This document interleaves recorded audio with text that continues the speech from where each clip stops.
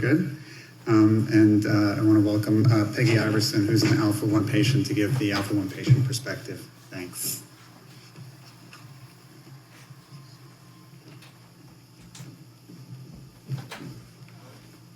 Good morning. My name's Peggy Iverson, and I'm from Des Moines, Iowa.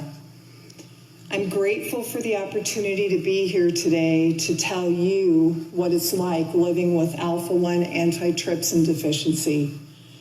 I understand everyone in this room has the opportunity to make a difference for those of us suffering from this rare disease. While I may look like a healthy 66-year-old, I suffer from a chronic, rare genetic condition that affects my lungs and may affect my liver. I am one of the few lucky alphas, as we call ourselves, because I am not currently dependent on oxygen. I'm not tethered to a large oxygen tank in my home or forced to lug one behind me to perform my day-to-day activities, as so many in our Alpha-1 community do. I am not living with painful, frightening liver issues, as so many in our community do. I have not received a lung or liver transplant, as so many in our community have. I am one of the healthier alphas, and I'm here today to represent the Alpha-1 community.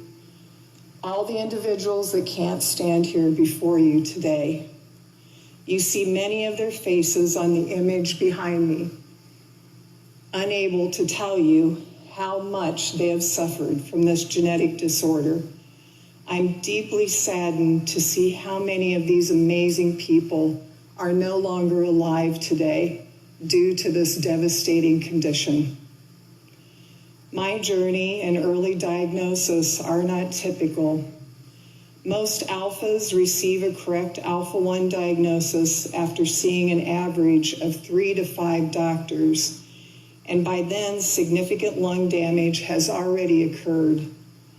Because Alpha-1 is a genetic condition, it's also a family condition.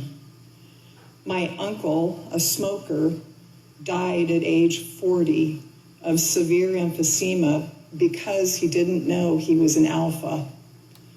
My beloved mom, who never smoked, died at only 54 years old in the prime of her life. She died while I was pregnant with my first child. She died never getting to meet her grandson, who was born only 8 days later. My mom was the 36th alpha diagnosed at the Mayo Clinic in Rochester, Minnesota in 1974. And because of her correct diagnosis, they knew to test my brother and myself. I was correctly diagnosed at age 21 while I still had completely normal lung function. After my mom's death, I enrolled in the first Alpha-1 NIH study. So being here today feels a bit like coming full circle to me. Approximately 34 years ago, I was here in that very first study. I was then followed by a clinical resource center doctor in Iowa. He knew 14 years ago when my lung function began to decline to start augmentation therapy for me. I never had to lose significant lung function. I am one of the lucky ones. As a parent of 2 sons who carry one deficient Alpha-1 gene, I understand the fears parents of Alpha-1 liver-affected children suffer. I've witnessed the agonized faces of parents who learn their child has been diagnosed with something they've never heard about. Imagine being a parent of a child born with Alpha-1 antitrypsin deficiency and having only 2 options. 1, to wait and see if the child gets better, or 2, wait for an organ transplant to receive a new liver. In Iowa, I hold an annual Alpha-1 fundraising event. Several liver-affected children and their families participate and share their fears about what the future will hold for their precious children. I see in the eyes of the Alpha-1 kids, they already have fears and anxieties. They want nothing more than to have normal, healthy childhoods. Alphas face fears every day when they are diagnosed with Alpha-1. What does it mean to have a rare chronic condition that has no cure? Will I be able to afford the treatments that I need to keep me healthy? Will my health insurance cover the costs? What if I get sick? I am an Alpha-1 peer guide that listens to alphas at various stages of their disease. An Alpha-1 diagnosis typically strikes in the prime years of your life, during the 4th decade when you're in the peak of your career with young children and a bright future ahead of you. Many of you in the room may be in your peak years right now. You might be an alpha and don't know it. Many alphas become disabled and are devastated by this debilitating diagnosis. My life is centered around infusions to keep my lungs as healthy as possible.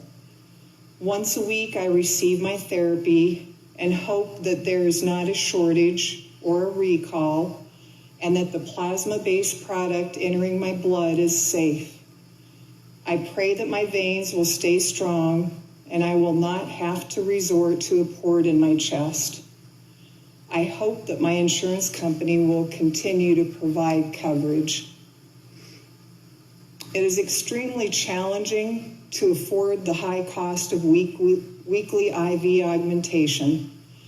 Because we have a rare disease, the companies who provide our therapies experience cost challenges to generate revenue.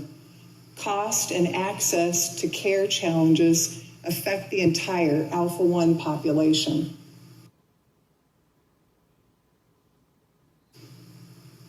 For the past 14 years, I've received my weekly infusions.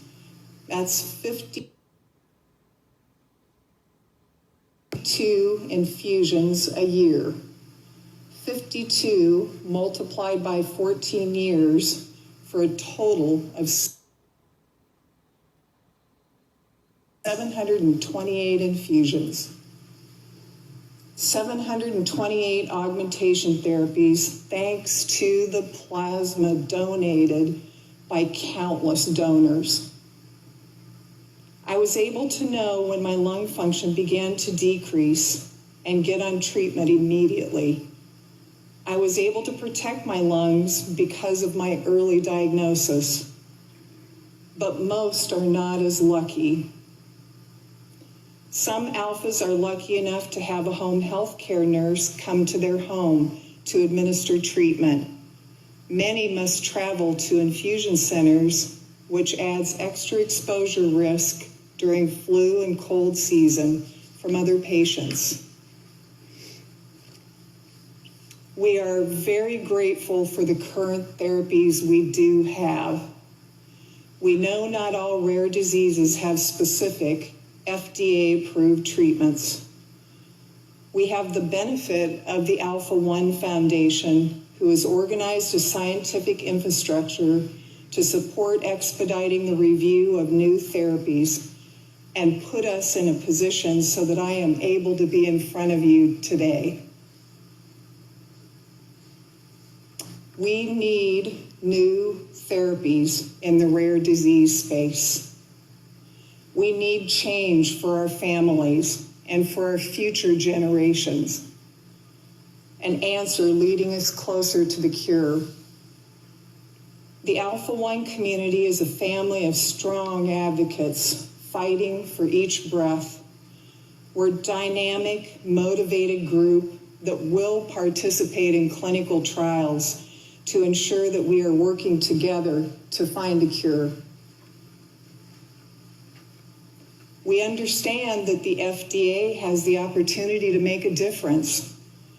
As an individual personally affected, I have come to ask you to take responsibility in ensuring new and innovative therapeutic development is available for Alpha-1 antitrypsin deficiency. We ask you to give Alpha-1 patients that suffer from this horrible disease access to new, safe, next-generation products that enter the marketplace. When you can't breathe normally, everything becomes challenging. The quality of your breath equals the quality of your life. From walking up steps or hills, exercising, taking a shower, carrying groceries, traveling with an overall lower energy makes life hard.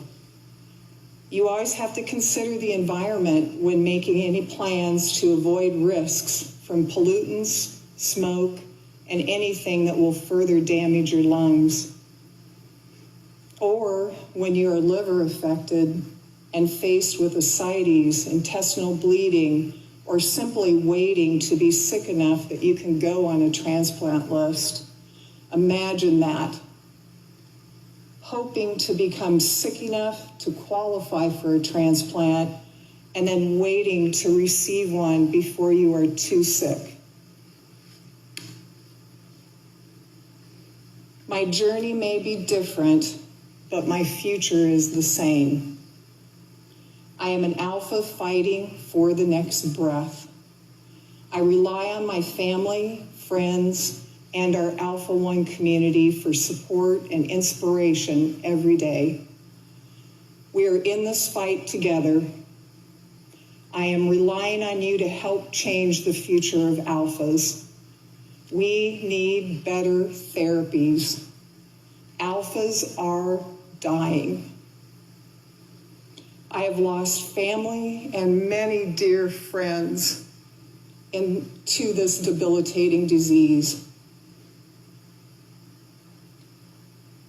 Through support group meetings, education days, national conferences, and mentoring, the community is strong, and we are highly motivated to be part of the steps to get us to better answers.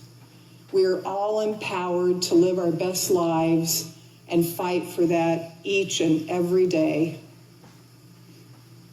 Decisions made here today impact my life, my family, and every individual with Alpha-1. We are counting on you to do the right thing. Thank you so much.